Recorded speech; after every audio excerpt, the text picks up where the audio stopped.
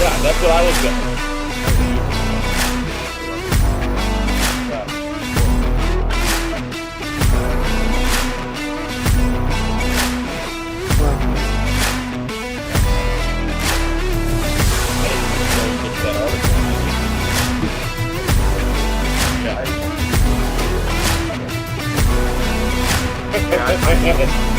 Never finished. I got third way through the book, but kept not saving properly for me. I wrote another one about the Bears dysfunction and me having an internal conversation about the Bears dysfunction.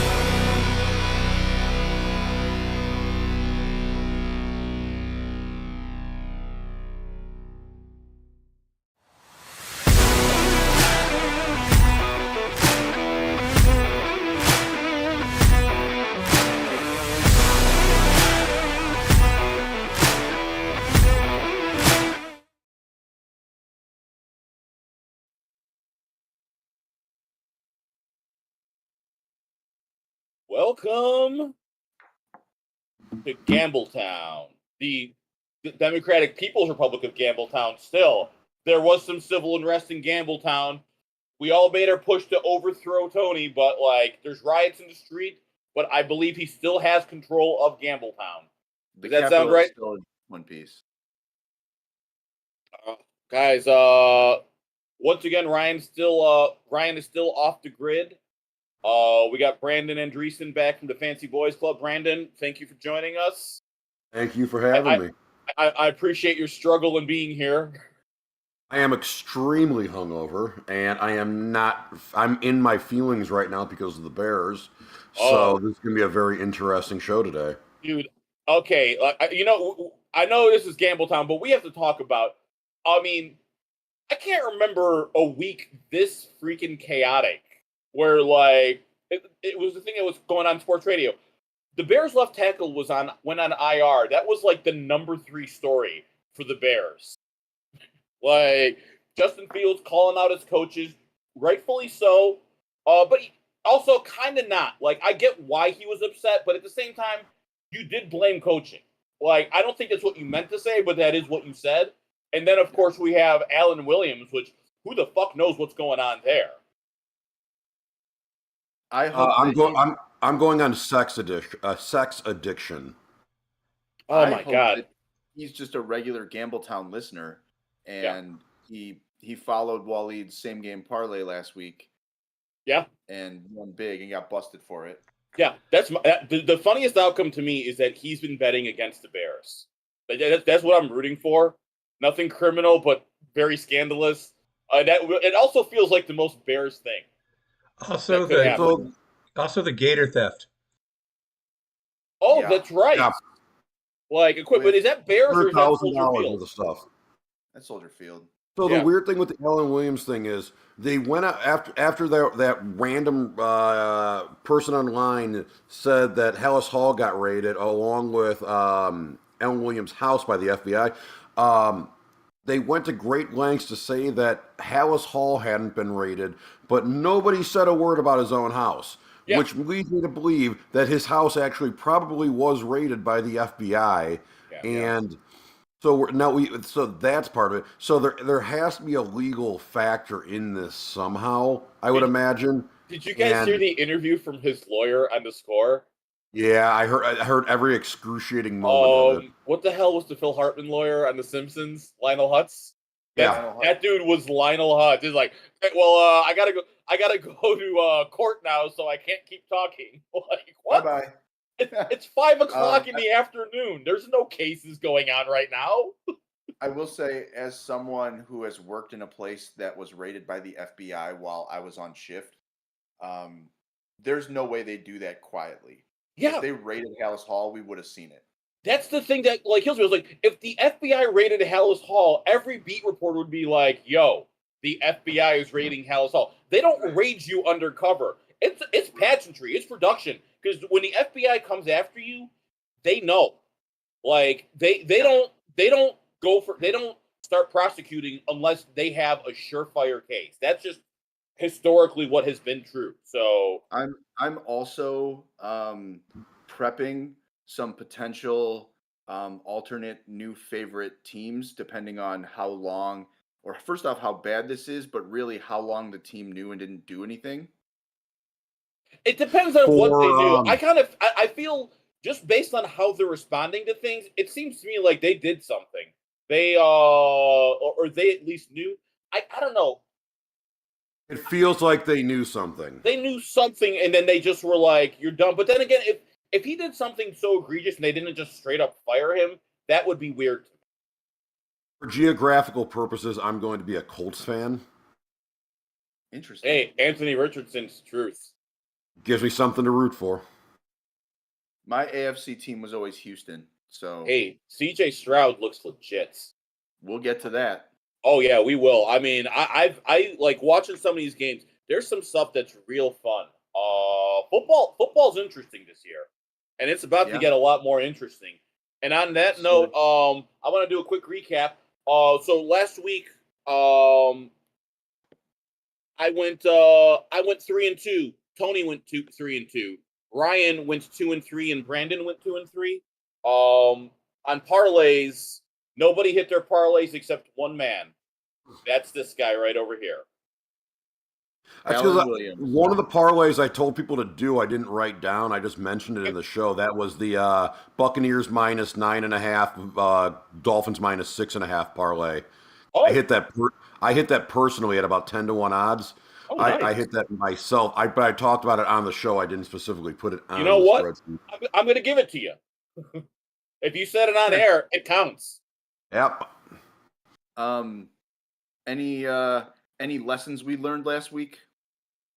Yeah, I believe that I'm not the first person to say this by any stretch. I think a lot of people are saying this right now, but the Saints have a last year's Vikings feel to them. Neither of their wins has felt all that good or comfortable, and it feels like their defense is going to keep them in a lot of games, and their offense is going to keep them from blowing anybody out. So they're going to play in a ton of close games this year, and so far they're 2-0 from it. Because the Panthers are not very good, and the Panthers stayed in that game with them the entire time. I do want to say, because Tony and I both shared a loss, and Brandon, you did say on air about betting on New England running backs, and I just got to say, yeah, you were right. That's the only bet. The Jamar Chase one doesn't bother me that I was wrong on, and I feel like Tony feels probably the same way about Garrett Wilson. If you watch that game, like it was kind of fluky that we didn't hit our bets. It was one catch. It was literally one catch, like the best catch Zach Wilson has ever thrown in his life, and it wasn't even that good a pass. Right. And then Jamar Chase, they were trying to get him the ball. They just there were penalties. It was bad passes, and it just didn't happen. My lesson learned is that I think Waleed was onto something when he said that Brandon Staley might be the first coach fired this year. Oh my God. That Tennessee game, the entire fourth quarter just made no sense. Like the Chargers felt like they were going to win that game fairly easily. They looked like they were in control, and then they just collapsed. Correct. It's for football reasons strictly. Yeah, Staley goes first. If anything else comes out of this Chicago thing, Eberflus is going to have to be jettisoned here. No, I mean that's true. That's true because the one thing I will say about the McCaskies is if they're embarrassed, they're not going to put up with that. They at least want to be a good organization. They try to do well. That's the other thing, too, that's kind of weird about this is if Alan Williams was leaving for medical and family reasons, I feel like the Bears as an organization, they do a lot of things wrong, but they do try to take care of their people. Remember when would have put him on leave and let him keep his insurance and whatnot. Yeah. Who was the tight end who got the terrible leg injury? Zach Miller. Zach Miller. When Zach Miller got hurt, they kept signing him just to make sure he had medical insurance. Like the Bears the Bears are inept. I love them; they're inept, but they do, from a personal standpoint, they take care of their people. They try to. And I don't see a first coach fired prop online, unfortunately. Yeah, but I'd be interested, Waleed, if you go to the boat and you can find that bet, you let me know what those odds are. On Eberflus and Staley. I want to see Eberflus, Staley, and Mike McDaniel, and Josh McDaniels, and see who's got the odds. I don't think McDaniels gets fired because they're still paying Gruden, so I can't see them firing him. Yeah. Well, you never know what head coach, like we said last night, what head coach you're going to see CC'd on Gruden's old emails. So could be anybody. Yeah. You guys ready to hop into the games? I believe in all of them. What? You ready to hop into the games? I'm so ready to get into some games here. All right, let's do it. We're going to start week 3 with Tennessee going to Cleveland. Cleveland are 3.5-point home favorites. A Tennessee upsets plus 156 on the money line, and the total is 39.5. Brandon, you got anything? I love Cleveland in this game. Tennessee is starting to pick up injuries, and as bad as Deshaun Watson has been, and as bad as that Nick Chubb injury was, Cleveland's defense is very good. I'm not expecting this to be a high-scoring game right now. The under/over sitting at 38.5 or 39.5. I'm going to lean towards taking the under at minus 110. Maybe parlay that with something reasonable like Deshaun Watson 30 or 40 rushing yards, just to goose that up a little bit. But unfortunately, on the Tennessee side, there's just not much there. I think Cleveland's good enough that they don't even have to stack 8 people in the box to stop Derrick Henry. So, and their corner, everything about the Browns defense looks elite right now. I mean, not on Dallas's level, but still very good. Like, they're right on the same level as, say, New England defense-wise. Okay. And not saying I don't have any faith in Tennessee, but I really don't have any faith in Tennessee. Fair enough. No, I mean, like, yeah, when I was looking at it, I will say, like, the Deshaun Watson over is a good matchup, but I will never bet on Deshaun Watson to succeed, especially when he looks bad and I hate him. Like, that's just terrible. So I'm not doing that. But there were some things that I thought was interesting. The Amari Cooper receiving over at 61.5. I mean, Amari Cooper has been balling. Like, he's been getting his yards. And the Titans' pass defense, they're giving up 12.2 over 12 yards per pass attempt to wide receivers. So I also was looking at the unders on Hopkins and Burks, but the lines are not enough that I feel comfortable taking those unders. I don't feel strongly enough about it. I also kind of looking at that Tannehill like passing over at 195.5 against that Cleveland defense, the way that pass rush has been. And Tannehill looked good throwing the ball last week against the Chargers, but hungover Brandon is going to look good throwing against that Charger secondary right now. So I don't believe in Tannehill. Week 1, he looked terrible, and I think he's going to be terrible. So that under 195.5 feels like it could be a solid bet here. I did not really make any bets on this game, though, if I'm being honest. I don't like them enough. So the only bet I have in this game, and it's not for the show, it's for the article that I wrote for the Football Absurdity website. My long shot play of the week, I do one each week, a plus odds money line bet, and I took Tennessee to win straight up.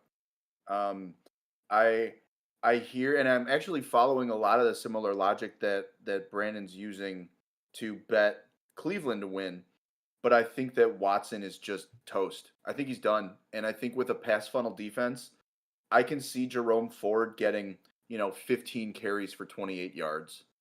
I also think it's worth noting that the Titans are a much better coach team than the Browns. Like they're so inconsistent.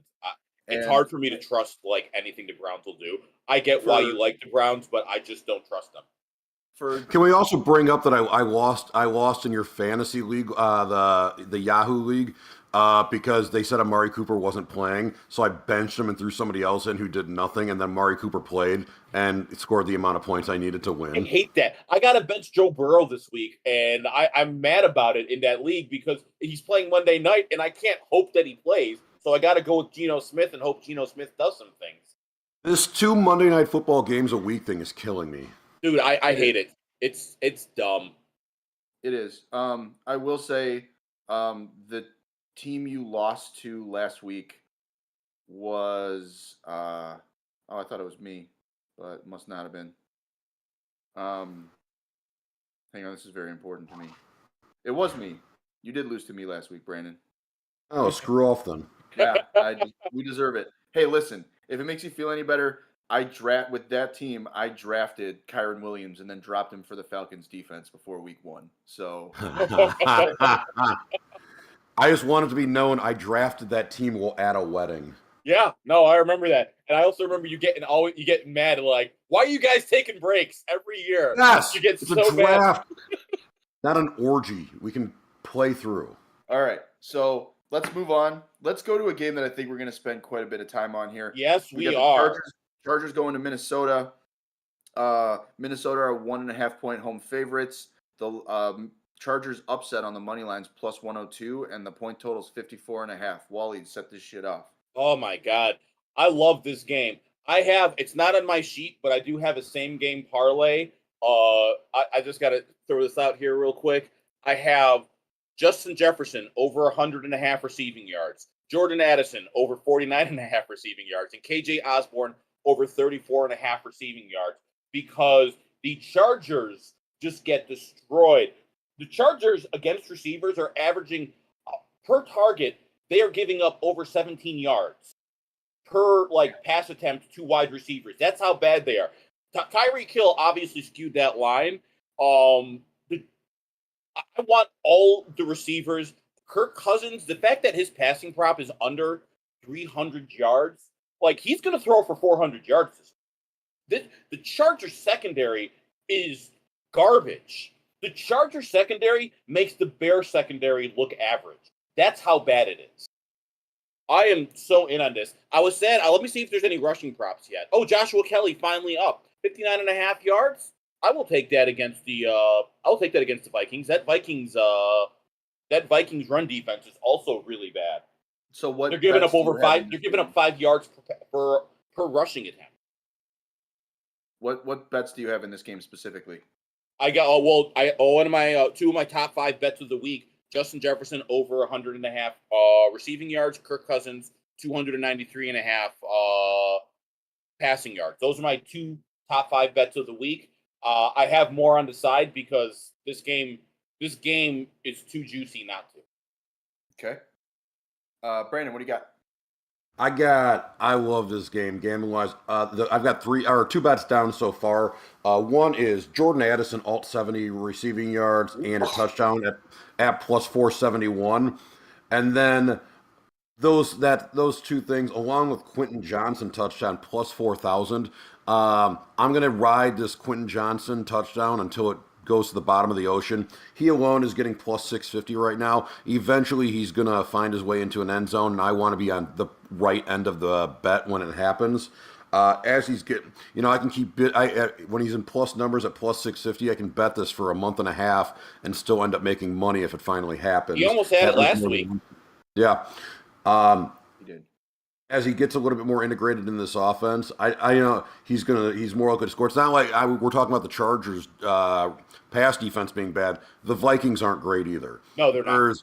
There's nothing about this. The under-over on this game is 58, I believe. 54 and a half. Holy crap, that's a lot of points, and I'm still contemplating taking the over on it because this game has real Seattle Lions vibes from last week for me. And I went with what I think I went over 59.5, 58.5 on that game, and they still outran that by 10 points last week. This game has the same feel for me to that, so I'm probably gonna run an alt over on about 64.5 points on that. Probably get up to about plus 220 on it. There's definitely some 35 to 31 potential going on here. Yeah, I mean, these defenses are worse than the defenses last week, and that over hit pretty easily. So Ryan, who was calling me on his way back from Wisconsin for his bets this week, has 2 in this game. He's got Justin Herbert over 284.5 passing yards, and he's also got Josh Kelly over 13.5 receiving yards, which I don't mind that at all. No, I think they're weak against running backs. They are. My personal bets this week, I hammered that over. Kirk Cousins 293.5. That's one of my top 5 bets of the week. My same game parlay is in this game. I have Kelly's rushing over at 59.5. I love it. Mike Williams over 65.5 because I think Minnesota's strong, like weakest against outside boundary receivers. And we all know Mike Williams' game. He can get that in 2 catches. And you know what? Like, you look at the number, you look at Justin Jefferson's line at 100.5 receiving yards, and it seems dangerous. But at the same time, like, he's averaging 150 yards receiving a game. And he's playing the worst secondary in football. Not only, I want to point out, I did a ladder bet on Justin Jefferson. Oh yeah, I'm sure. Minnesota has allowed 282 receiving yards to wide receivers this year per game. Per game, not total, per game. So 100, I think 100.5 is going to scare some people off, but I could see him going for 200, man. I mean, Tyreek Hill did it. Yeah, I legitimately have 10% of my bankroll invested just in Justin Jefferson this week. That's how strongly I feel for him. It's a great problem to have. Do we have anything else before we move on? No, I think we've covered everything. Okay. Like one thing, I don't know if I said it. If Josh Kelly just gets 12 rushing attempts, he should hit his over, and he's gonna get more. So like, that's such a good bet. I like your parlay a lot, Tony. Yeah, I mean, Josh Kelly got 79% of the offensive snaps last week. So there's no reason. I mean, you know, Tennessee is a pass funnel defense. So anyone that picked up Josh Kelly on waivers in season long leagues and then dropped him after one bad performance is going to look like a fucking idiot tomorrow. Yep. All right, so we're moving on. We're going Patriots at the Jets. The Patriots are 2.5 point road favorites. A Jets home win is plus 124 on the money line, and we have a robust point total of 36.5. Brandon, what do you got? I've got no intention of watching this game. I can tell you that much. Why would you? Yeah, that point total is still way too high for me. The first thing I thought about it was I went to look at the alternate point spreads. Alternate point totals, 27.5 is at plus 320 right now. This is a 17-10 game. It's got that written all over it. I don't know who's going to generate offense off which team. I believe in neither team's quarterback. I don't believe in the Patriots doing the right thing and giving the ball to Ramondre Stevenson 25 times to try and break down the Jets. I just think there's very little scoring going on in this game. So plus 27.5 at plus 320 seems like a home run bet for me. I like it. Waleed? I have the under on this game. Personally, it's not one of my top 5 bets, but it's one of the things in my parlay. This is also a hurricane game. Like, even without bad weather, I kind of like the under on this game. The fact that there's projected 50-mile-per-hour winds with 2 quarterbacks who don't have arms just tells me, like, I want this under. Okay. I have nothing on this game because it is just proof that life is ultimately brutish, nasty, short, and meaningless. So this is the Nietzsche of what's that? I said this is the Nietzsche of bets. Oh, by far. If you stare into this void for too long, it's going to stare back and it's going to look like Zach Wilson. Our next game, we have Buffalo going to Washington. Buffalo are 6.5 point road favorites. Commanders home win would be plus 215, and the line is 43.5. Waleed, take it away. I'm telling you right now, this is a hurricane game. I'm taking that under at 43.5. I also have two of my top 5 bets of the week are here. Under 43.5, I like it. Washington has looked good, but they have played mediocre opponents. This Buffalo pass defense is legit. Sam Howell at 220.5 is his passing over. I'm taking that under. Even though Howell has looked good, I think the weather is going to dictate how much passing is actually done. But also, Buffalo's pass defense is a top 5 pass defense in football right now. So that combination just tells me I want to smash that under. I would be amazed if a defense that went up against Zach Wilson and Jimmy Garoppolo, respectively, was not a top 5 pass defense. That's true. You know what? But going back to last year too, I think Buffalo is still pretty strong. You know what made me sad about this game too? I was looking at some of the rushing overs. or the receiving overs, but I don't really want to take any like props. If this was not a hurricane game, I would be looking very strong. If the weather changes, I'm going to look at that receiving total for Stephon Diggs. Like it's already kind of low, but if we find out late that there's a problem with the weather, I would look at Stephon Diggs receiving over. But with the weather the way it's going to be, I think it's going to be much more likely to be a Josh Allen game on the ground. And so, Brandon, you got anything on this one? Yeah, I mean, Brian Robinson is. I think I said last week on here. I don't think he's that great of a running back, but because of the weather, I think he's going to get 20 to 24 carries today. He's going to have the ball, even getting averaging 3 yards a carry, 60 plus rushing yards at minus 104 right now. And just based on volume, I think he gets there pretty easily. So I'm going to bet that. As an aside, though, I 2 years ago when the Bears were looking at head coaches, I desperately wanted them to sign Eric Bieniemy. Sure. He was one of the guys, him, Dable. I wanted an offensive-minded coach. Yeah. And Bieniemy doesn't get the job. He stays with the Chiefs, leaves the Chiefs after this year, and goes to Washington. What happens? The Chiefs' offense has not looked right yet this year, and Washington has significally overachieved. Oh, you're saying Matt Nagy isn't a good enough offensive coordinator? I would not. Who would have seen that coming? Say that to say all this as a bleeding heart Bears fan here. If something, and this was actually because I was like, oh, Eric Bieniemy is gonna be a perfect choice for me. Our friend Jack Baker, stand-up comedian. If you haven't seen his YouTube special yet, check it out. Yeah. He brought up to me, if Alan Williams goes under a criminal conviction here of some kind, there is no way the Bears could bring in Eric Bieniemy in the next coaching cycle because he has a criminal history. Yes.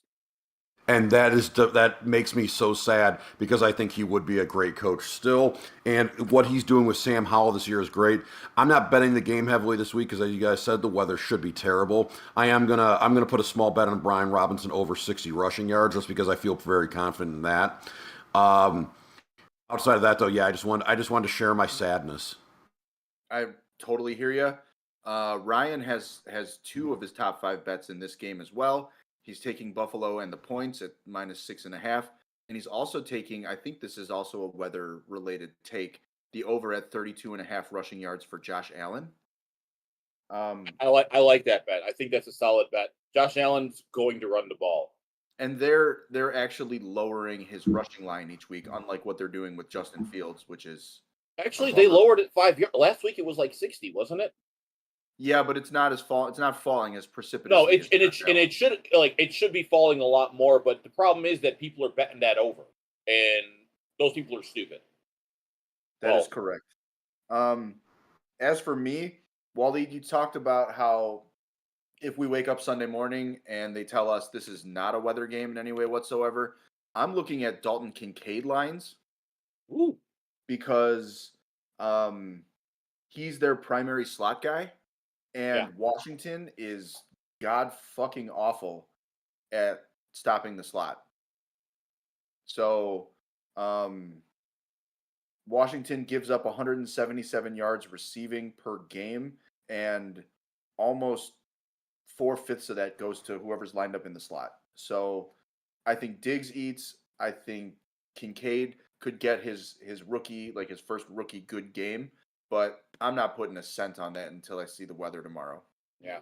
I will say one thing. If the weather changes, there's one other thing I want to point out. Brian Robinson over 9.5 receiving yards at plus 102. It's plus 102 because of the weather, but that line at 9.5 is actually really tasty for him. He's hit that already twice. I worry because after week 1's usage went heavy Brian Robinson, and after Gibson fumbled, but then week 2, Gibson started working his way back in. Gibson ran 7 more routes than Robinson did last week. So, all right, let's move on to a game that I'm super interested in. Yeah. We've got Houston going to Jacksonville. Jacksonville are 8.5-point home favorites. Texans upset on the money lines plus 300, and the point total is 43.5. Brandon, take it away. Is there a weather issue with this game that has the at the under over at 43.5? Because No, that number seems strikingly low to me. I think so too. I think this game feels like maybe a 30-20, 27-24 game. I believe in CJ Stroud a little bit. I liked him more than Bryce Young coming into the draft. Same. I thought he was going to be. He had more upside. Um, Young felt like he felt like more like a higher ceiling Mac Jones, but Stroud had way more upside, way more athletic ability, and there was just a bigger ceiling there. And I think we're starting to maybe see it. I like a little two-leg parlay betting the over on both Trevor Lawrence at 249.5 receiving yards and CJ Stroud at 235.5. Um, I think we're going to see some good. I think this is going to be a fun game to watch. I think for early window game, this is going to be a fun one. I know that the Jaguars offense was definitely shut down last week. I think that was more of an anomaly of the Chiefs having a better defense than people expected, and Chris Jones being back on the interior defensive line to blow a lot of stuff up. We'll get to more of that in a few games here, but I do like this as an offensive game. I am going to bet that. I'm probably going to do a couple touchdown parlays on it as well. I think this is a game where if you want to sprinkle about 4 or 5 low end, just touchdown parlay or touchdown bets, a few different things, I think you have a really reasonable shot of hitting a lot of stuff this week. Yeah, that's all I got. How about you, Wally? So the one thing I will say, the reason I'm not as high on that Trevor Lawrence passing over is quarterbacks, they do not do well against Houston. They haven't for like the last year and a half. Part of that is because their run defense is so atrocious. That Etienne at 66.5 is a really interesting bet. Honestly, I'm also looking at the under for Dameon Pierce at 43.5. It's right there. He's that run. They can't run the football. There's a reason that CJ Stroud is like leading the NFL in pass attempts right now. I don't know if he's leading it, but he's definitely top 3. He is throwing it a lot. And Dameon Pierce, if he was getting the load, I'd be a little bit more interested in maybe his over. But the fact is, they're still giving carries to Devin Singletary at plus 100, 43.5. That under for Dameon Pierce is really looking interesting. I also want to point out that the Texans give up a lot of rushing yards to quarterbacks. Now, granted, the last 2 weeks they played Lamar and they played Anthony Richardson, but Lawrence can move, and I'd be very curious to see what his rushing over is when it posts. He didn't have one posted earlier. Yeah, he doesn't still, but when he does, I'd be interested. A couple other lines that I think are interesting. That Nico Collins at 54.5 and Tank Dell at 39.5 look really interesting to me. Like, those guys are getting peppered with targets, and like Nico Collins, like right now, he's a top 5 receiver in fantasy. Like he's a target machine. In the amount of points Nico Collins has through 2 weeks took him 6 weeks last season. Oh, what the hell? Nico Collins, total receptions plus 118 at 4.5. He just needs 5 catches for that. That's way too low. Reasonable. Yeah, he's gonna have one of those weird 100 reception seasons that nobody's gonna remember next year. Yeah, but Nico Collins looks good. He's a good football player, and Tony's been on the Nico Collins bandwagon a lot earlier than most of us. But I think in the next couple of weeks, you're going to see a lot of Nico Collins truthers coming out of the woodwork. You got anything else? Because I'm about to go off in this bitch. Oh, I want to hear it. All right. So first, I want to touch base with Ryan's bets. Ryan's last top 5 bet of the week is Christian Kirk to hit the over on 56.5 receiving yards, which sounds sketchy when you consider how often the Texans find themselves playing zone, but actually makes a lot more sense when you consider the fact that Zay Jones is out this week. Yeah, I was going to say that. And you were talking about Trevor Lawrence rushing. Ryan's millionaire bet of the week is a Trevor Lawrence anytime touchdown at plus 390. Yeah. As for me, I fucking love this game. I was one of those crazy people this last season, and you could hear it on the TH Fantasy podcast. My super flex top 3 draft picks this year in order were Anthony Richardson, CJ Stroud, Bijan Robinson. All right. I've been a CJ Stroud guy forever because there's a difference between accuracy and placement, and Stroud can do both. Yep. So one of my top 5 bets of the week this week is Stroud over 235.5 passing yards. Stroud is like you said, he's thrown the most passes. He's averaging 45 attempts a game. Yeah. Jacksonville's given up 264 pass yards on average a game, and Stroud's averaging 313. So I'm looking at 235.5, and I'm seeing that as incredibly mispriced. So that's one of my 5 favorite bets of the week. I'm not betting any Nico on straight up gambling lines, but when we get to our DFS plays of the week, he's going to be my wide receiver, and I'll tell you why. Nico Collins is averaging 2.86 yards per route run with a quarterback that's throwing the most in the league. Ooh. All right. The Jacksonville's giving up the 6th most fantasy points to receivers lined up out wide. Nico lines up almost exclusively at left wide receiver, so he'll be going up against Tyson Campbell. Passes targeted at Tyson Campbell have gone 7 of 9 for 66 yards. So this is a big Nico Collins week. If you have Nico Collins in fantasy, you better be putting him out there this week. I'm expecting big things. He's a solid DFS play too at his price. Like the return on investment is going to be real nice. I completely agree. So I love Stroud this week. I love Nico this week. But in terms of my top 5 bets of the week, it's CJ Stroud's over at 235.5 passing yards. And I just want to talk game theory for a minute with you guys.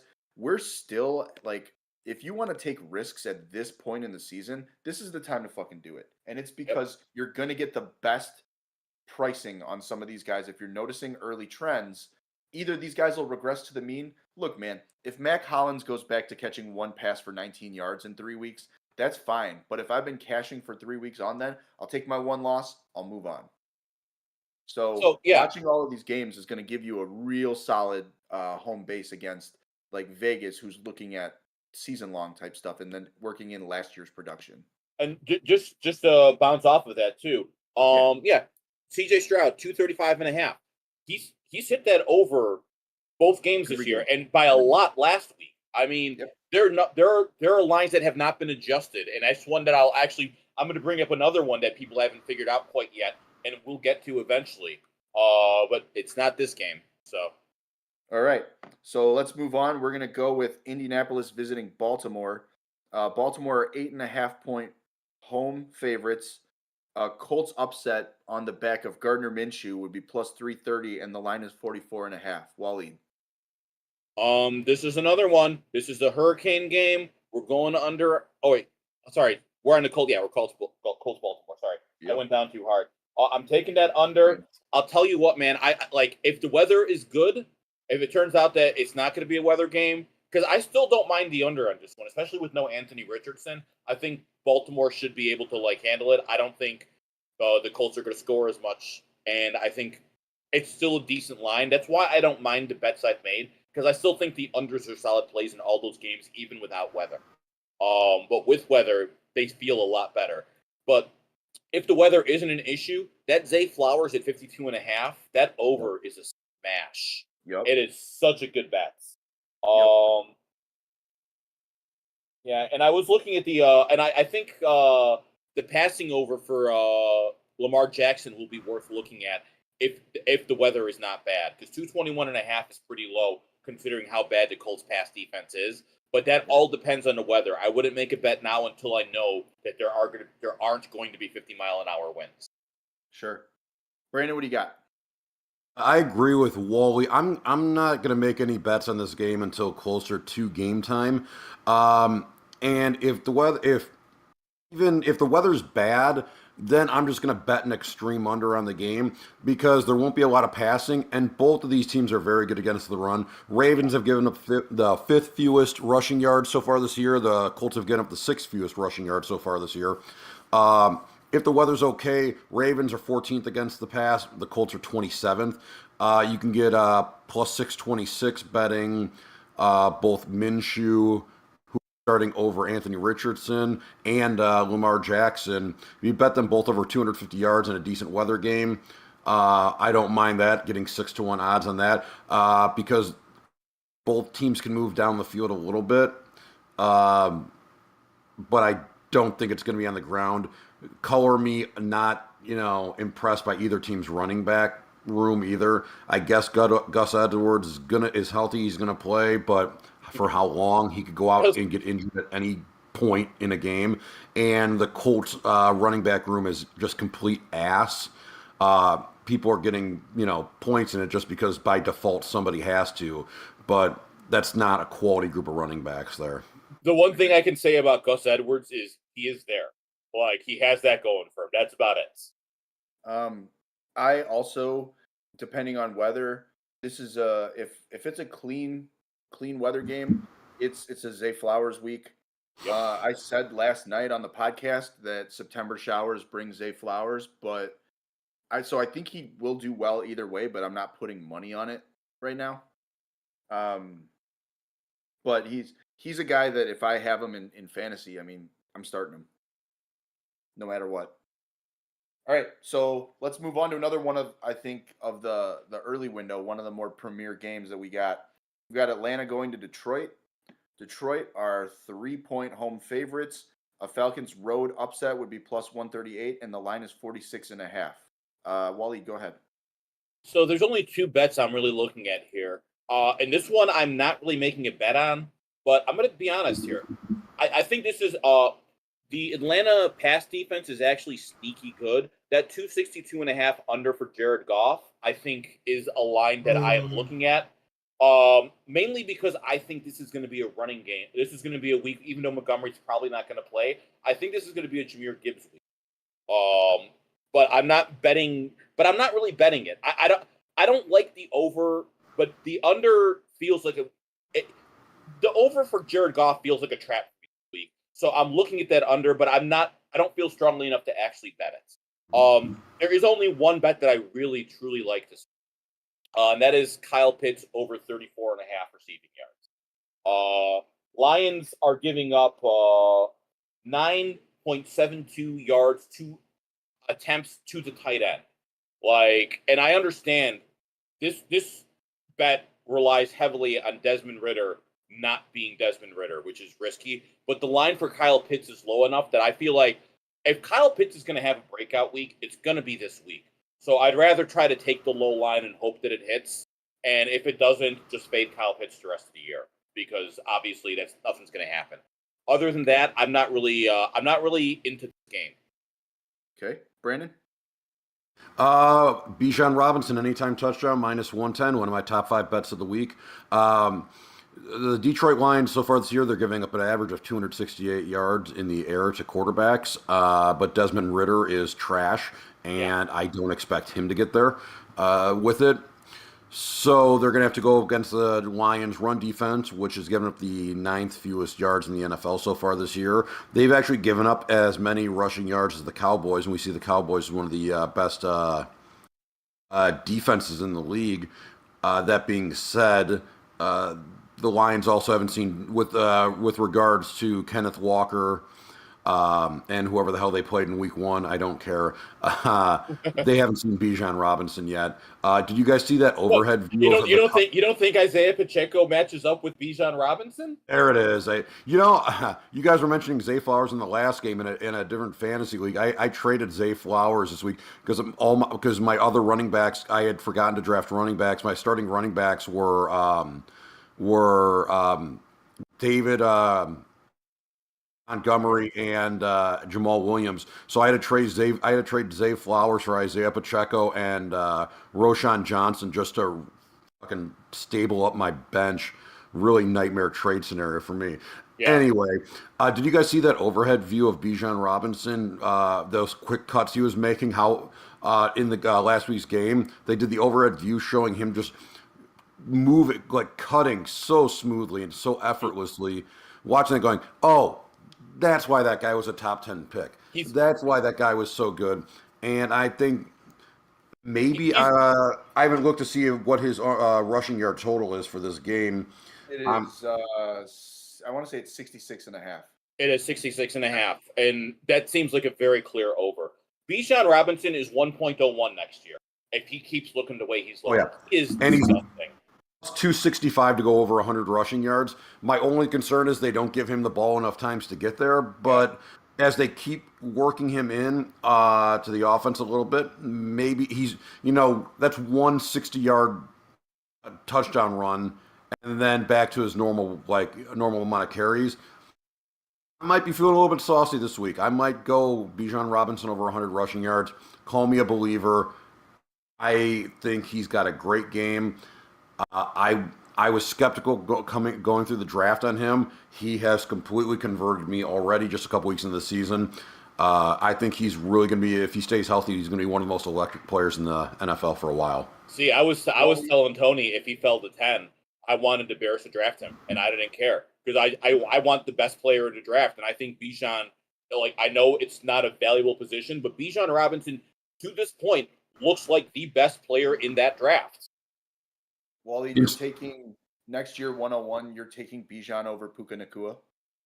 Yeah, I am. But okay. Puka Nacua is 1.02. So I want to point out real quick too. Bijan Robinson 22.5 receiving yards. That number is still really low. Because he's getting to work, and that's just one catch for him. If he has a little bit of space, his cutting ability is insane. It might be that low though, because Cordero Patterson's supposed to be back, and he might eat up a couple of those receptions. I get it, but at the same time, he's going to get the catches. They're still using Bijan. They're still trying to find ways to get Bijan the ball. Look, I will always take overs on anything Bijan. I don't care because I don't even care about matchup because I think he's just that good. By the way, before I get into my bets, I want to point out, we as Bears fans know, Cordero Patterson's merchandise line is CP84, which is those are initials. I wanted to buy a shirt, but I'm never going to wear a shirt that has the letters CP on there, just for the record. But one of the Bears Twitter accounts, when they found out that Alan Williams' home got raided, they found an old tweet from the Bears game that says CP house for like a house call kickoff return that he had. So pretty uncomfortable stuff. So this game actually has two significant offensive line mismatches. The Detroit offensive line against Atlanta's pass rush is a huge mismatch. Yes, it is. And at the same time, while Aiden Hutchinson is a fucking dog, James Houston's out, and Atlanta's offensive line versus Detroit's run defense is also a huge mismatch. Both Tyler Algier and Bijan Robinson average 8 yards per carry if they're not contacted within the first yard of the line of scrimmage. So put that in your pipe and bring it to Alan Williams' house. Hey, all I need is more reasons to bet on Bijan. So Ryan's same game parlay is actually exploiting both of these mismatches. I'm on Ross St. Brown's over at 68.5 receiving yards, Bijan over 66.5, and the Detroit money line. He's getting it. Plus 522 on that, by the way. And Waleed, even though it isn't in Waleed's top 5 bets of the week, it is in mine. Kyle Pitts over 34.5 receiving yards. I still believe in the talent. And like we talked about with Bijan's receiving line, that could easily be one catch. Yep. So, Waleed alluded to this earlier. Detroit, on average, is giving up 7 for 87 to opposing tight ends. So, you give Mac Hollins, you give Kyle Pitts he's got 4 targets a game. You give him 6 in a game that I expect Atlanta to be running way more plays. I see this as a huge smash play. And I think, Waleed, like you said, if Kyle Pitts can't do it this week, I don't even know, man. I'm done, and I'm a believer. So I'm putting money on my belief because this is a heart. The analytics make sense and the heart makes sense. The gut's feeling it. So I'm going Kyle Pitts. Kyle Pitts he's running the routes. He's getting the targets. The problem is Desmond Ridder. And the fact is, like, I will fade Kyle Pitts this year and just wait for them to get a quarterback next year if I have to. But like, sure. But the talent is there, and this is the week that he's going to do it if he's going to do it. All right, let's move on. We got New Orleans going to Green Bay. Another NFC North versus NFC South matchup. Packers are 1.5-point home favorites. A Saints road upsets plus 100, and the line's 42.5. Brandon, what do you got? I don't love this game. One of the problems with this game is we don't know what the running back situation is on either side. Jamal Williams is questionable, leaning towards not playing. Adam Jones got a limited practice session in, but he's still very questionable. I would like if we had some clarity on it. Saints are kind of a middle of the road rushing team, but the Packers are 29th in the NFL in yards given up on the ground. So if I had any faith in Kendre Miller, which I don't. Oh, you're on this? Let's hear it. No, I have no faith in Kendra Miller at all. Okay, yeah, I don't have a ton either. But his rushing yard line is under over 37.5, which that's 10 rushes essentially against a very porous Green Bay rush defense. Definitely not betting Taysom Hill. Taysom Hill's under over rushing yards is 36.5. I'm not touching that just out of principle. I don't want anything to do with that. I say it all the time. I love alt rushing and receiving lines because I can bet more where I feel, but I can't even get alt rushing lines with Kendre Miller and like maybe just goose that up to 50 and see what happens.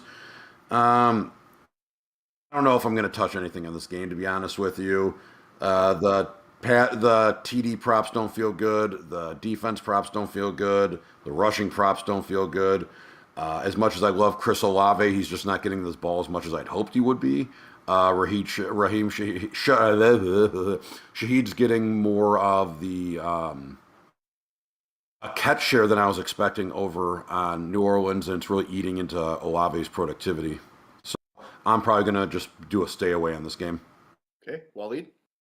I'm not touching this game. I was looking a little bit at that Jordan Love rushing under, because the Saints are actually good at keeping quarterbacks in the pocket and not letting them run for yards. But a bit 12.5, I'm not getting any value on that. And I don't like this game at all. So I'm not going to bet this game. This game can go to hell. Okay. For the article that I wrote for the website, I have the under at 42.5 as one of my favorite plays. I unfortunately, as much as I feel like I have, for different reasons, a similar level of hatred for Taysom Hill as I do Deshaun Watson. Now, I'm not saying they're on the same level. Different types of hate. Yeah. Correct. And those are two guys that when I see them on my TV, my eyes roll instinctively to the back of my head as hard as possible. See, I love Taysom Hill. Was it you that said that he's got huge coach's son energy? I don't think I said that. I wish I did, because that does seem like something he would. That feels like something I would say, but I don't know. I don't think I can take credit for that one. But it's 100% true.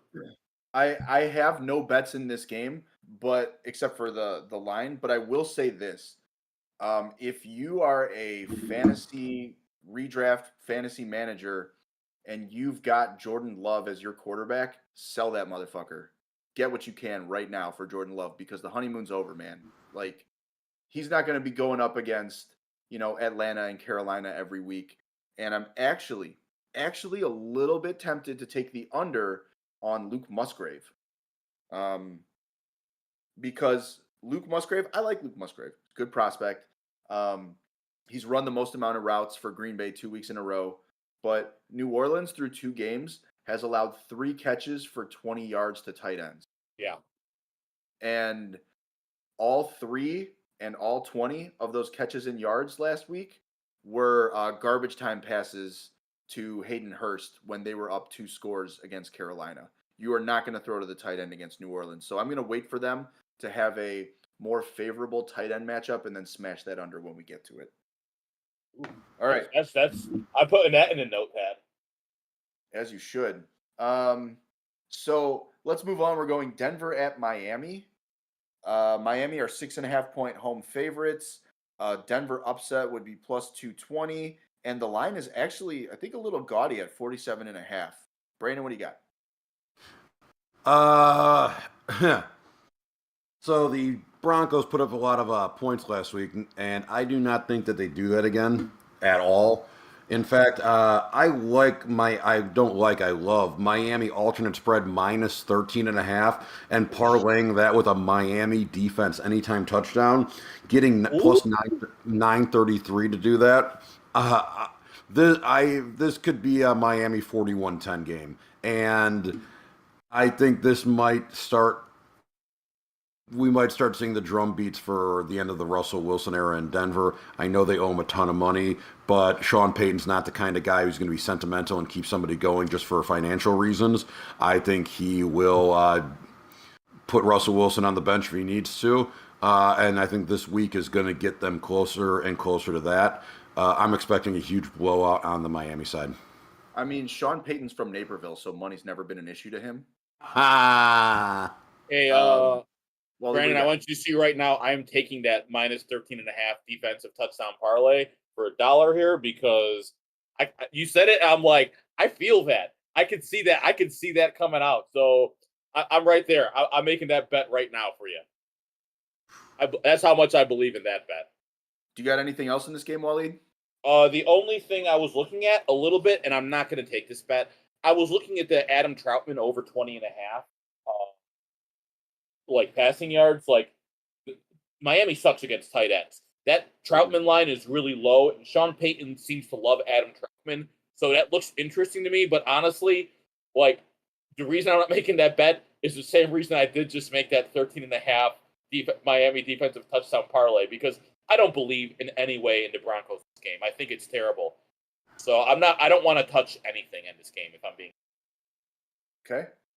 One of my top 5 bets of the week is in this game, so suck it. yeah. Well, but I agree with this. I didn't bring it up because I knew you were out. I am taking Raheem Mostert's over at 57.5 rushing yards. We still have Jeff Wilson on IR. Mostert's averaged 79 rushing yards a game, and Denver has the 3rd most missed tackles on defense. So, when Miami had the lead last week, which was admittedly most of the game, Mostert had 18 carries. So, if we're predicting a game script that looks favorably on Miami, I think that means we see Mostert get 15 to 18 carries this week, and there's no way that he doesn't hit 57.5 on 15 to 18 carries. I just don't see it happening.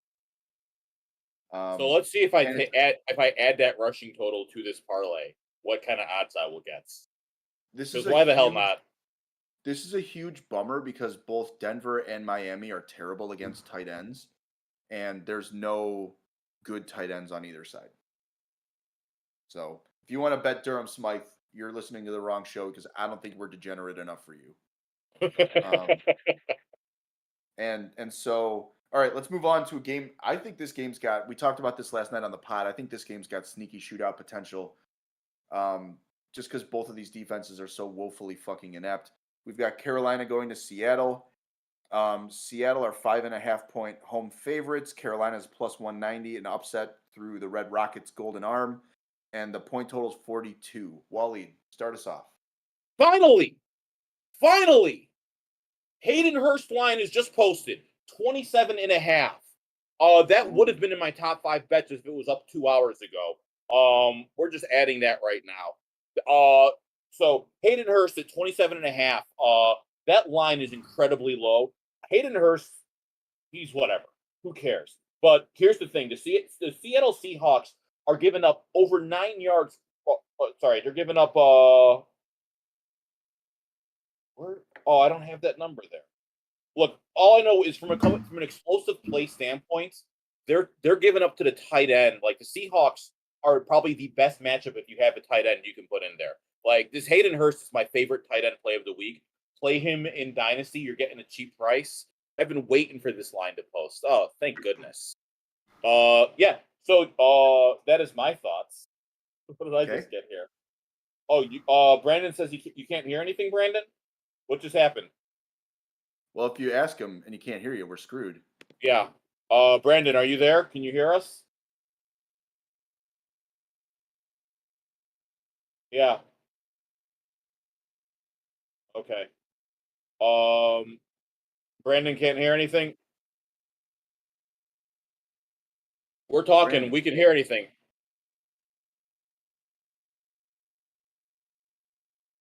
Yeah. Yeah, but he can't hear us. Can you guys hear me? Yeah, we can hear. Okay, we can hear you, but you can't hear us.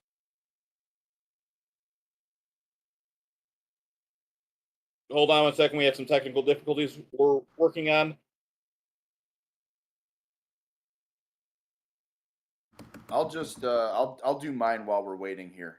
Yeah. I don't have one of my top 5 bets of the week is in this game indeed. We've got a great a great pass defense, and we've got a pretty shitty run defense in Carolina. Brian Burns is a fucking beast. Brian Burns is the real deal. And so I think with Seattle being a heavy home favorite, I think that leads itself towards a very heavy run script. So I like Ken Walker this week. His line is what is it? Player rushing. It's 67.5, so I'm a little iffy on taking it because they will split touches at some point. Yeah. But one of my favorite plays of the week, and it's a player that I genuinely don't mind, but I'm taking the under on Geno Smith's 242.5 passing yards.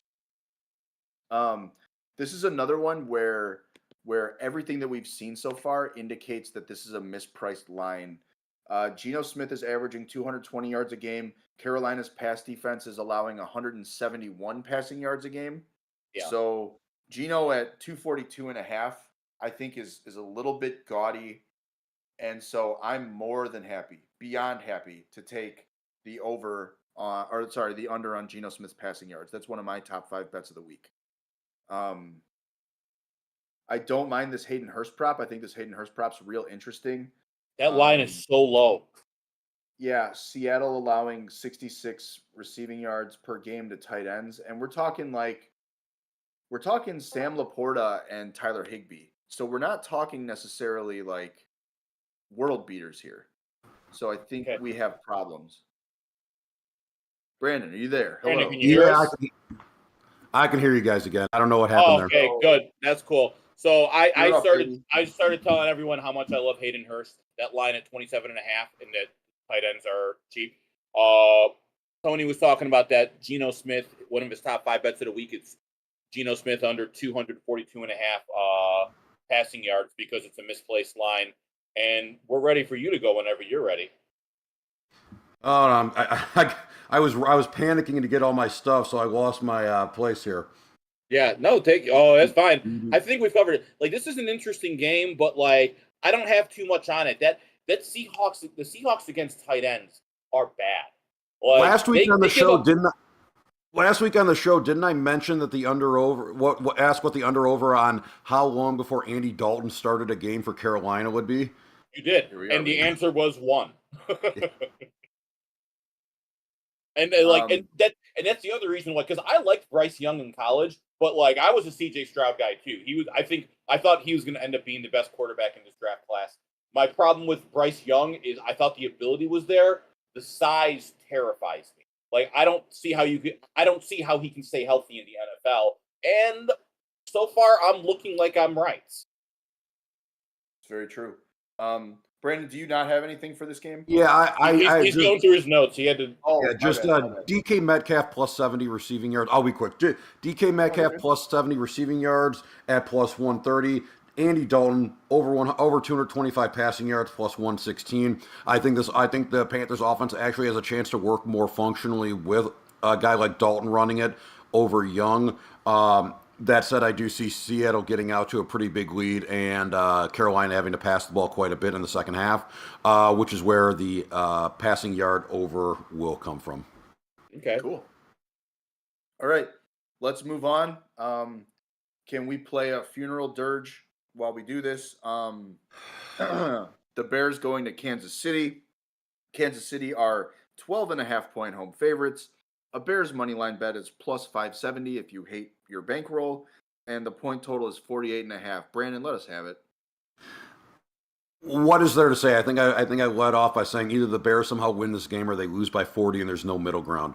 The Bears are playing either the Bears, their starting left tackle just went on injury reserve. Their right tackle is playing his third career game and doesn't seem to be able to defend against the pass very well yet.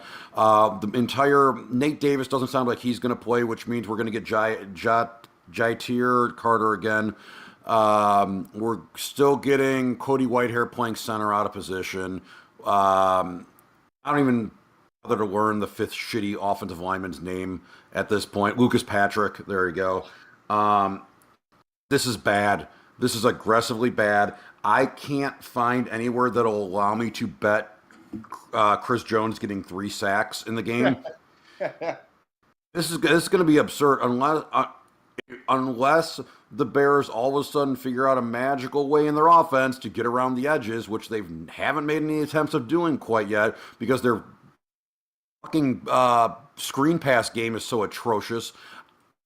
I don't know what to do with this game. I genuinely have no idea. I do have Justin Fields over 60 rushing yards as one of my top 5 bets because he's going to be running for his damn life all game. I am depressed thinking about watching this game because I know I'm going to do it, and I know it's going to be bad. I know it's going to be ugly. The only hope I have is that I know Matt Nagy is calling plays for that team over there, and that is the biggest anchor they could possibly have around their neck. He is literally Adam Gase without the goofy faces. That's on God. Waleed, tell me how you feel. All right, guys. I'm going to show you on the screen the bet I have made. Ye of little faith. Justin Fields called out his quarterbacks this week. In solidarity, I am wearing my Justin Fields jersey because you know what? You'd have to be burning your bankroll. Guess who's burning their motherfucking bankroll this week, guys? That's right. This is my same game parlay. I want you to just take a look at, let's see, we got to get through some of these bets here. Made a lot of bets, guys. We're scrolling down, and I want you to see this beauty on the screen. Justin Fields over 182.5 passing yards. I want to point out the Justin Fields passing over is a line that has not adjusted. He's dropping back and passing a lot more this year. This is actually like a smart bet. It's going to get dumber as we go along. His receivers. Well, I mean, but he's over 200 yards twice. The league hasn't adjusted to betting. You can exploit this 2 weeks in a row. If you bet Justin Fields passing over, you made money, and I think you'll keep making it if you keep betting it because they're going to have to play from behind a lot of the time. Justin Fields over 55.5 rushing yards. I'm taking the over at 48.5 and the Bears money line. $10 bet pays out $475.84. That's right. I'm laying it all out there. Bears are going to win. We are going to point out that I did hedge this bets. With this over here. I put $2 on Kansas City winning every single quarter, so I'll make my money back if the Chiefs just roadhouse them. Because I'm not an idiot. I understand it. But you know what? I kind of feel like the Bears are going to come out. I think Justin Fields is going to come out and have a good game. Is what I will say. Whether they win, who knows? I made my hedge to try to protect myself, but I'm feeling a Bears win. This feels like the kind of bullshit Bears win that happens that gives us false hope. Like, okay, maybe they figured it out. They haven't. They'll lose their next 10 after it. But this feels like a Bears win to me. And you know what? I'm just going to roll with it because I'm getting good odds, and who the fuck cares? I hate to admit this, but before we even came on the show, I had made a bet, 2-leg parlay, Bears money line plus 570, Texans money line plus 315, 5 to win $139. Yeah. Why the hell not? Look, football is stupid. You have to remember that sometimes. Patrick Mahomes could get hurt in the first play of the game, and everything could completely fall apart for the Chiefs. And shit can happen. I'm just taking a chance. I'm throwing it out there. I feel like Fields. I loved what I heard from Justin Fields in that press conference because he articulated what I think we all saw. And the fact that he seems to be aware of the problem, and I've always believed in the talent. I am and will always be the biggest Justin Fields truther. I loved him coming out. I thought he was the number 2 quarterback and I had him right there with Trevor Lawrence coming out that year. And nothing I've seen has changed that. Well, a little bit has changed it, I have my concerns, but I think he's going to power through because I think the talent is there. And this is the week where he's going to do it. Also, I remember in the offseason, I told someone that this was going to be Justin Fields' coming out party because they said they were going to that Bears game at the Chiefs. I'm like, oh, you're going to see Justin Fields emerge as number one quarterback, and it's going to be prophetic. I'm saying it. I'm laying it out there. I know. I'm an idiot. Who cares? I just put a $5 bet on Justin Fields over 100 rushing yards, Travis Kelce over 100 receiving yards, plus 1352. I love it. But I will say that Justin Fields passing line is the one bet that I legitimately think is a real problem. Like the market is not adjusted. That is exploitable. Another thing I think is really interesting here. Oh, God damn it. They don't have the Isaiah Pacheco receiving line. Nope. Look for it when it posts because that's going to be a really good bet once it's up there. All right. So as Bears fans, I'm going to make my second Simpsons reference of the day. Homer Simpson being told to visualize how he's going to beat Dredrick Tatum at boxing. And he dreams of himself standing in the ring, and they say a heart condition has felled Dredrick Tatum backstage. Your winner is Homer Simpson. We've arrived, boys. And my millionaire bet this week is an Isaiah Pacheco anytime touchdown. Okay, I like that. That's a really good bet.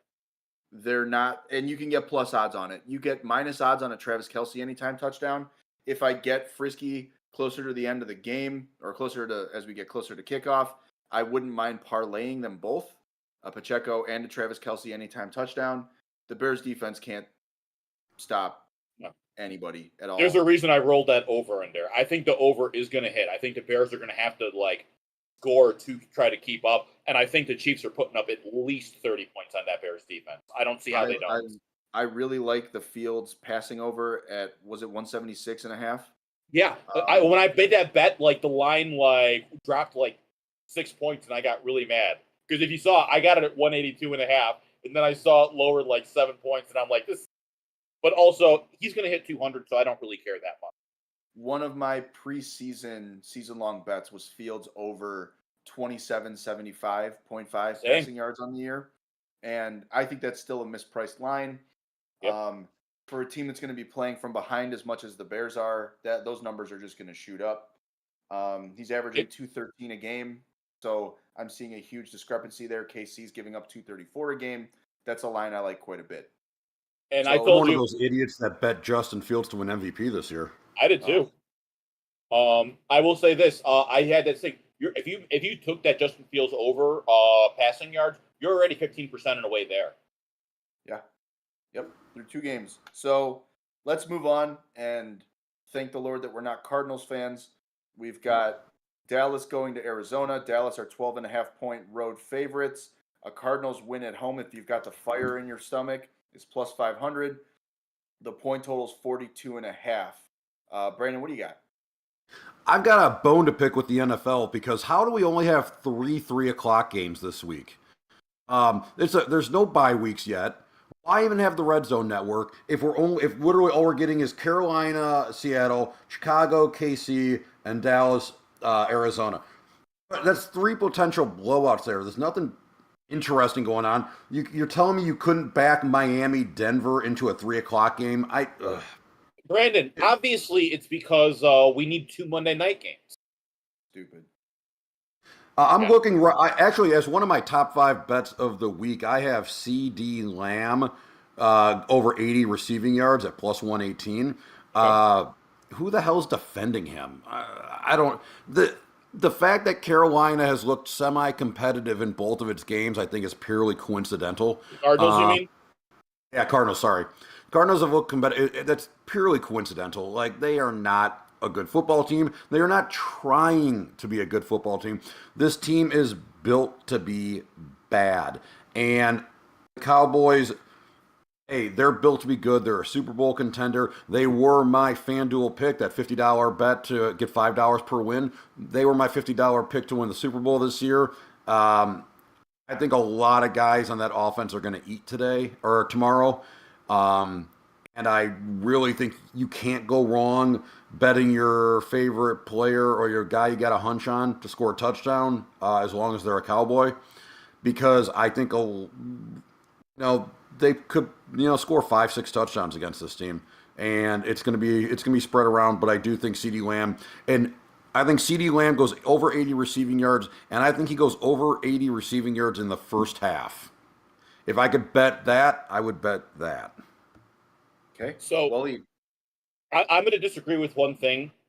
I think the Cardinals, like this is something Tony and I have been talking about like all week, is the Cardinals are actually really well coached. They don't have the talents, but they look good. And I know that the opponents they played, I get it. Like they were better than the Giants by a significant margin that game. The fact that the Giants came back and won surprised the hell out of me. I like the way the Cardinals look. I don't think the talent is there, but I'm also like I'm not betting on them. They're gonna get shithoused by the Cowboys, and that's expected.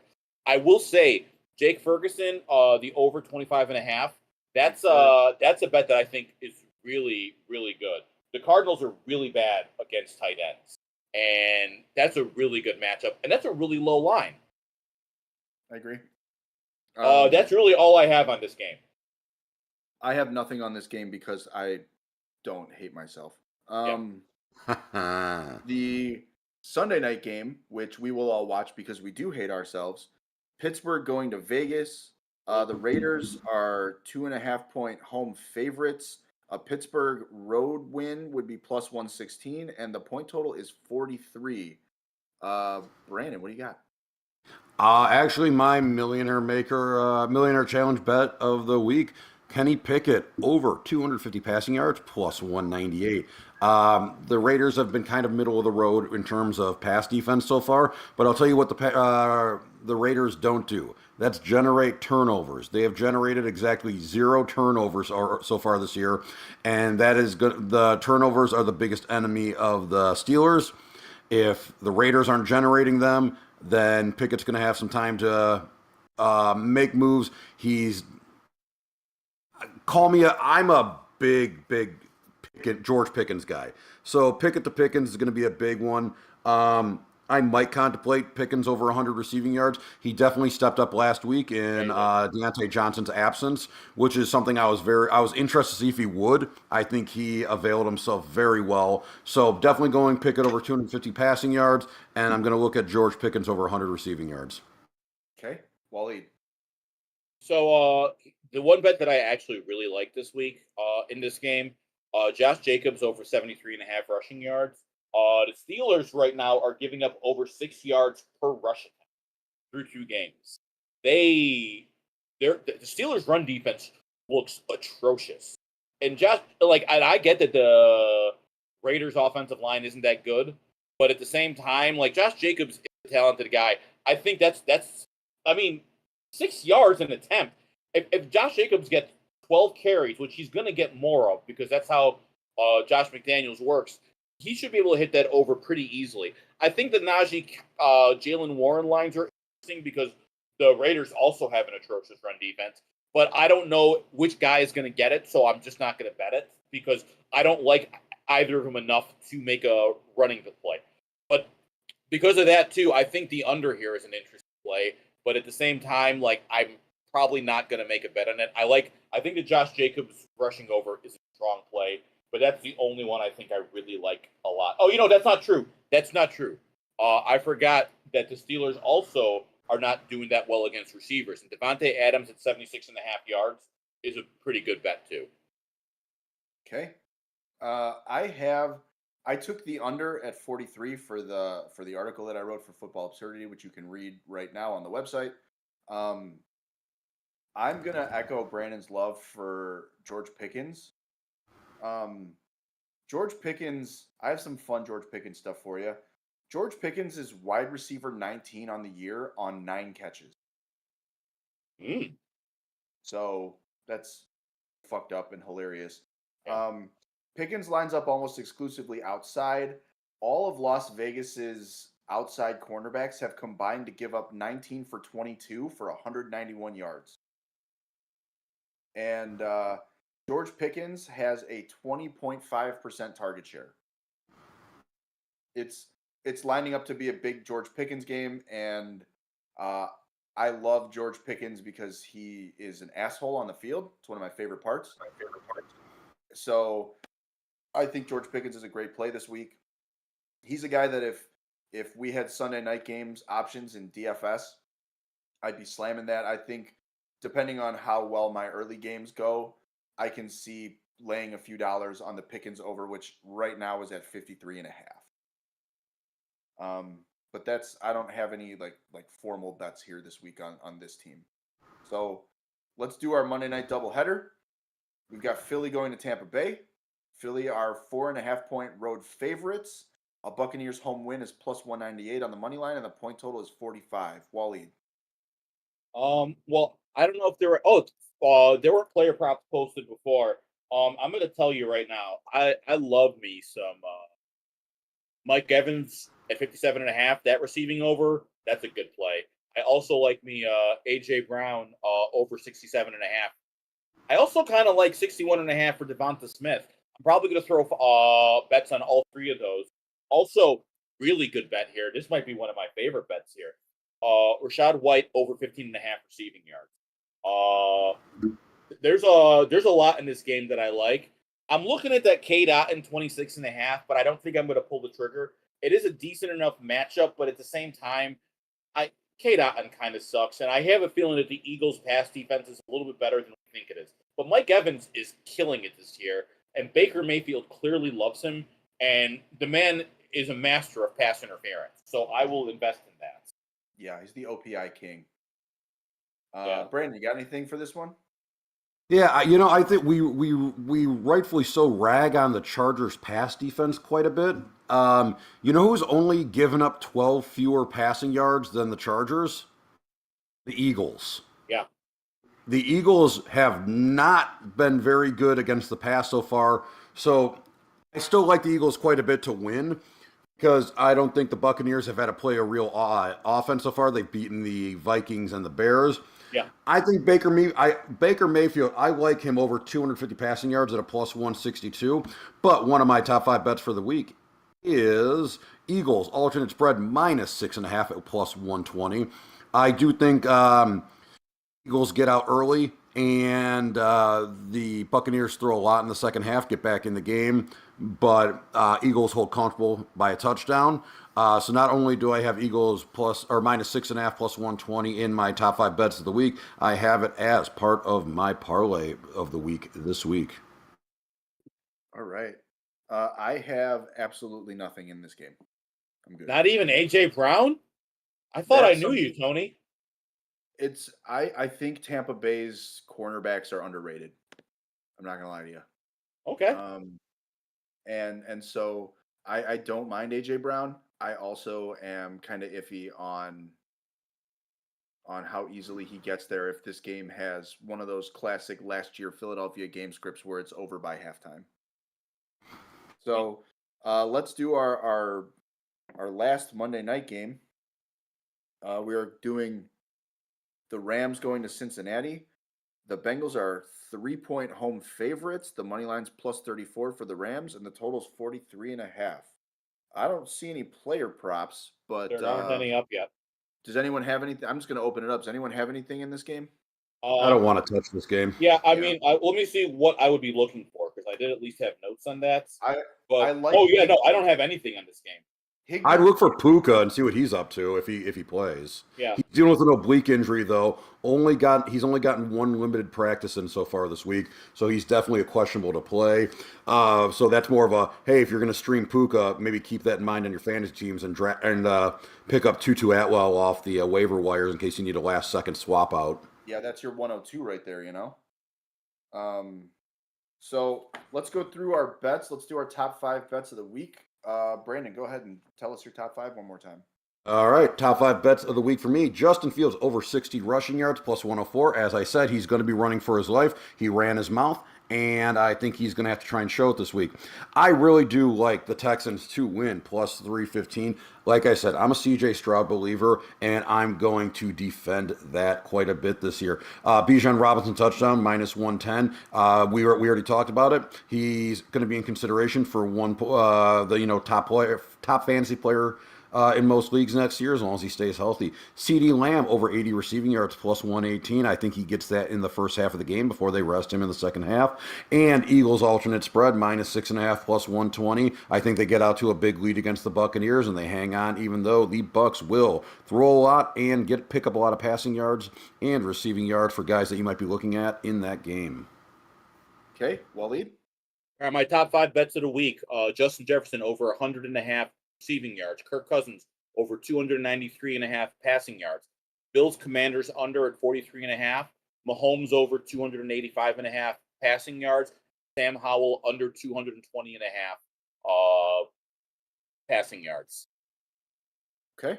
Mine are Kirk Cousins over 293.5, CJ Stroud over 235.5, Kyle Pitts over 34.5 receiving yards, Mostert over 57.5 rushing yards, Geno Smith under 242.5 passing yards. Ryan's are Josh Kelly over 13.5 receiving yards, Justin Herbert over 284.5 passing yards, Buffalo minus 6.5, Josh Allen over 32.5 rushing yards, Christian Kirk over 56.5 receiving yards. Wally, tell us about your parlays. So my parlay of the week, I got Bills Commanders under 43.5, Pats Jets under 36.5, and the Colts Ravens under 44.5. I put $5 on that and I boosted my odds to 737 to get a payout of 41.88. I'm betting on God to destroy that game, those games. That's pretty much what it is. My same game parlay, it's the Justin Fields all-in play. I got the over for Justin Fields passing at 182.5. His rushing over at 55.5.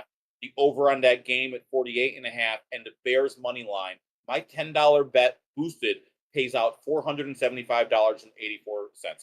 I'm throwing it all on the line, but I did hedge it with the Chiefs just completely dominating. So if the Chiefs just completely steamroll them and the Bears never have a lead, I will also I'll make my money back. So I kind of like it because it's fun to get crazy, but it's also fun to give yourself a little bit of an outs. You're not wrong. Yeah. Okay, so Ryan's same game parlay is Amon-Ra St. Brown over 68.5 receiving yards, Bijan over 66.5 rushing yards in the Detroit money line. That's plus 522. His money line parlay is Buffalo, Jacksonville, Detroit, and Miami, and that's plus 286. My same game parlay is Mike Williams over 65.5 receiving yards, Justin Jefferson over 100.5 receiving yards, and Josh Kelly over 59.5 rushing yards. That's plus 562. So let's talk our millionaire bets. Doesn't Brandon have to do his? Oh, parlays? My bad, Brandon. Go ahead, man. Sorry. Yeah, my same game parlay. I had to make an adjustment on it real quick here. My same game parlay: Marquez Valdez-Scantling anytime touchdown, Roshan Johnson anytime touchdown, Kansas City D anytime touchdown. Comes off at 7,300 odds, so $10 to win $731. And my parlay, I outlined all three: Packers minus 3.5 at plus 138, Browns minus 6.5 at plus 154, and Eagles minus 6.5 at plus 120. Gets you 1,220 to 1 odds, $10 wins you $122.90. Ooh, I like it. Sheesh. All right, Wally, tell us your millie bet. All right. As we say, the People's Democratic Republic of Gambletown, for now, is in the hands of Mr. Tony Martin. But when Kirk Cousins passes for over 350 yards at plus 360, I will have $46. And as long as Trevor Lawrence does not score a touchdown, I will take over Gambletown and become its God Emperor again, as God intended, which will be me. Brandon, what's your millie? As I mentioned earlier, mine is Kenny Pickett over 250 passing yards at plus 198. I really like the connection he has with George Pickens, and as infuriating as it is to have to say Pickett to Pickens constantly, I do very much enjoy them as a team. The Raiders are a middle of the road pass defense, who I think are going to get exposed a little bit this week, and they do not cause any turnovers. So I think Kenny Pickett's going to have some is going to be throwing quite a bit and getting. He might go over 300 passing yards, but I'm not willing to be that cocky. All right, Waleed. I already did mine. Kirk Cousins. You did yours. Yeah. Ryan's is a Trevor Lawrence anytime touchdown, which is plus 390, which would put him with a win at $49. And mine is a little bit more modest. I have the worst odds in mine, but I also think it's close. Whatever. I'm taking the Isaiah Pacheco anytime touchdown at plus 105, which would bring me to $20.50. So anyone's money. Evan, you hit something, and now the screen's not being shared. It now says start clip show. If you want to go back to the. So, let's do our DFS plays of the week, if you don't mind, because we don't really need to talk about the FanDuel tournament again this week because I won again. So, so let's do our DFS plays of the week, and we'll start with quarterback. Waleed, who's your quarterback start of the week? It's Kirk Cousins. Kirk Cousins against I will be playing every quarterback against the Chargers until they prove otherwise. It's the only way to go. Okay, Brandon. CJ Stroud, because he's going to throw for 1,000,000 yards. It looks like that's just how it's going to work. They can't run the ball. And with a possible streamer option as a kind of a low-key lower to save some money, definitely Baker Mayfield. Okay. I'm also going Kirk Cousins. Waleed, who's your running back? My running back for the week is honestly, I like Josh Jacobs at 7,000. I think it's a real cheap price, and he's the guy that I like a lot. For a value play too, I don't mind Javonte Williams at 6,100. Okay. Josh Jacobs, if you're playing in a tournament that allows you to include Sunday Night Football. Oh, that's true. If not, you are going Javonte Williams. Brandon, who's your running back? If he's healthy, I like Adam Jones. If he's not healthy, I'm just going to take all my savings from quarterback and put it on Bijan Robinson. Okay, very nice. I'm sticking with Isaiah Pacheco as my running back. Waleed, who's your receiver? I'm paying up for Justin Jefferson. I love him this week. I think he's so good. He's going to be one of your most expensive guys, and he's going to be worth it. So I want Justin Jefferson, a nice, really cheap option. I like Tank Dell with CJ Stroud. He was the most targeted receiver in week 2, and he's only costing you $5,400.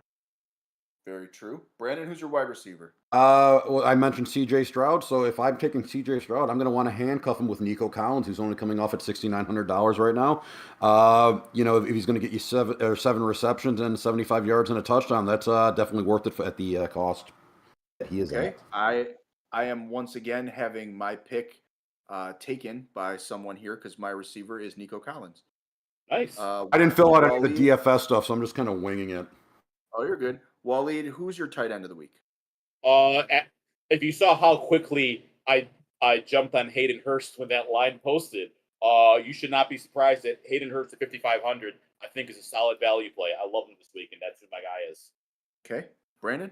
Jay Hawkinson, Chargers pass defense is atrocious.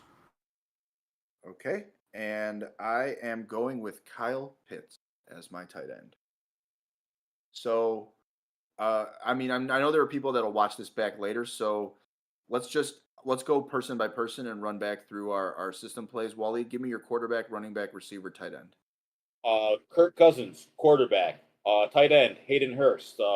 Running back, Javonte Williams, and my wide receiver, Justin Jefferson. Okay, Brandon. I'm going chalk here. Like I said, CJ Stroud quarterback, wide receiver Nico Collins, running back Bijan Robinson, tight end TJ Hawkinson. And mine are Kirk Cousins, Isaiah Pacheco, Nico Collins, and Kyle Pitts. And I want to throw out a defense for you guys here.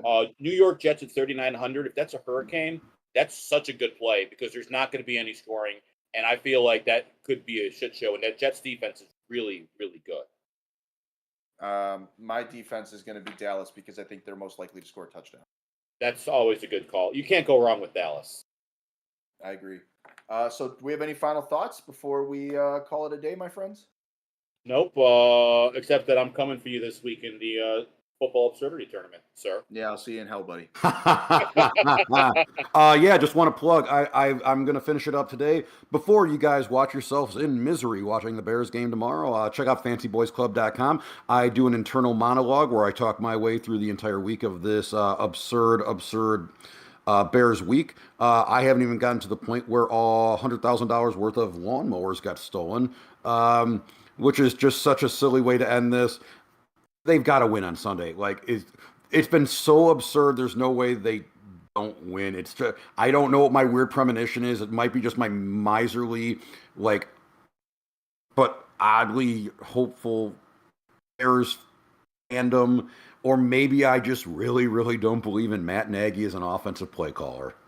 Dude, well, I mean, you saw enough of it to not believe in him. So I get it. Let's just approach this by remembering that it usually takes people years to leave abusive relationships. The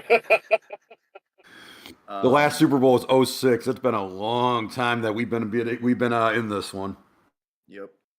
So I'm going to plug Listen to TH Fantasy Podcast. It's on all your streaming services. Our new episode featuring your favorite Wally Dismail just dropped today. I have an article for Football Absurdity, The Degenerates Gambit, that also got posted today with some lines. And we do this, and we do Thursday Night Farce Ball on Thursday. Waleed and Josh, you do the waivers on Tuesday. Our super producer, Evan Hoovler, who's been killing it behind the scenes this entire show, also produces Thursday Night Farce Ball, and he does the Start or Shit Show with Crisco on Sundays, an hour, 90 minutes before the kickoffs. Yeah. Anything else you guys want to plug? I love it. You're like, he's killing it. I'm looking at the YouTube screen, and I'm like, Evan's frantically trying to fix what he did. It's like, it looks. Oh. Yeah. So it's on you. I did not stop streaming it. It's still streaming in the chat. I don't know. It's really funny, but it's hilarious. But it's fine. We said everything you need to hear. It's going to be a little bit weird, and it's going to look a little bit ugly the last 5 minutes. Anyone expect to watch it? Tune in next week to see if Wally puts up any more of those soundproofing tiles on his wall. Listen, that's my kid's bedroom, and it has to because he screams at video games a lot. We're not here to win pretty. We're here to win. Yeah. Wally's existence means nothing pretty is happening on this. I want to know who Super Bowl nachos is. Oh, Brandon, don't forget to enter the contest for the. Yeah, I'm doing I'm going to get some Indian food, then I'll do it all this afternoon. Oh yeah, Indian food is so good. Yeah, there's a new buffet open up I want to check out. Anyone that joined us for the show, thank you for sticking around. Anyone watching this later, thank you for watching. Let's have a good weekend of football and win some money. Oh yeah. That's all I got, baby. So good night.